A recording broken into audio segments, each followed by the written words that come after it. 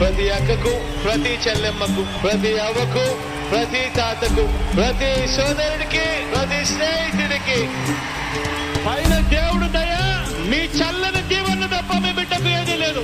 మీ బిడ్డ నమ్ముకున్నది కూడా పైన దేవుడిని, మిమ్మల్ని తప్ప మీ బిడ్డ ఇంకొకరెవరిని నమ్ముకోలేదు. నేను అడుగుతా ఉన్నాను, ఈ యుద్ధంలో ఒంటరి పోరాటానికి మీ బిడ్డ సిద్ధం, మీరు సిద్ధమా అని అడుగుతా ఉన్నాను. వచ్చే ఎన్నికలు పేదలకు, పెత్తందారులకు మధ్య యుద్ధం, వారి వంచనకు మన విశ్వసనీయతకు మధ్య యుద్ధం.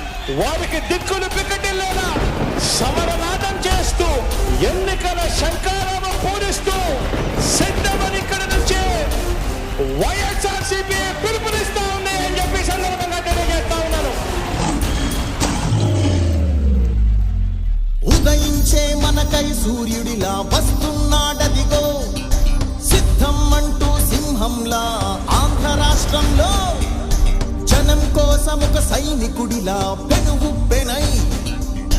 జయ హో జయ హో మా రాజు జగనన్నకు జయ హో.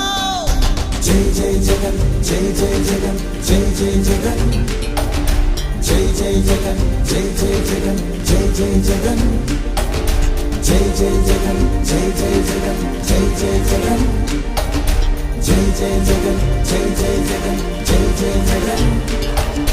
జనగణమన అనే మాటకు అర్థం చూపే నాయకుడు, ఒకటే లక్ష్యం ఒకటే గమ్యంతో అడుగులు వేశాడు. మహానేత రాజన్న పెట్టిన పథకాలెన్నెన్నో, ప్రజల కోసం తన తండ్రి బాటలో ముందుకు మరి ఎన్నెన్నో. అదిగో అతడే ఒక సైనికుడై వస్తున్నాడదిగో, చిరునవ్వుతో రాజన్న రాజ్యం తెస్తున్నాడదిగో. నేనున్నా అంటూ భరోసా ఇచ్చి ప్రేమను చూపిస్తూ మన జీవితంలో వెలుగును నింపుతూ వస్తున్నాడదిగో.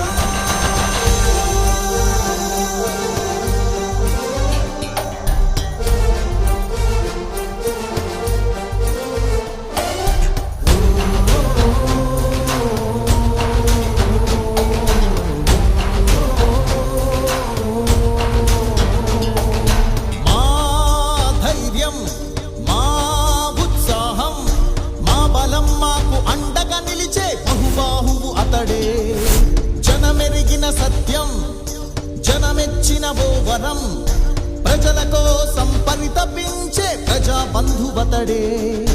మనిషిని మనిషిగా ప్రేమించే ప్రతిరూపం, పేదల కన్నీటిని తుడిచే ప్రతిబింబం. నీ అడుగుల పయనం నవ్వుతూ సహనం, మా నమ్మకం. మీ బిడ్డ 5 సంవత్సరాల కిందట ఏదైతే హామీలు ఇచ్చామో ఆ హామీలన్నీ కూడా ఒక భగవద్గీత గాను, ఒక బైబిల్ గాను, ఒక ఖురాన్ గాను భావిస్తూ ఆ మేనిఫెస్టోలో చెప్పిన ఏకంగా 99% హామీలను అమలు చేసి ఏ పార్టీకైనా ఉంది అని అంటే అది ఒక్క వైఎస్ఆర్ కాంగ్రెస్ పార్టీకి మాత్రమే ఉంది అని కూడా చెప్పడానికి గర్వపడతా ఉన్నాను. మీ ఇంట్లో మీకు మంచి జరిగి ఉంటే మాత్రం మీ బిడ్డకు మీరే సైనికులుగా నిలబడండి అని చెప్పి ఈ సందర్భంగా మిమ్మల్ని అందరినీ కూడా విజ్ఞప్తి చేస్తా ఉన్నాం.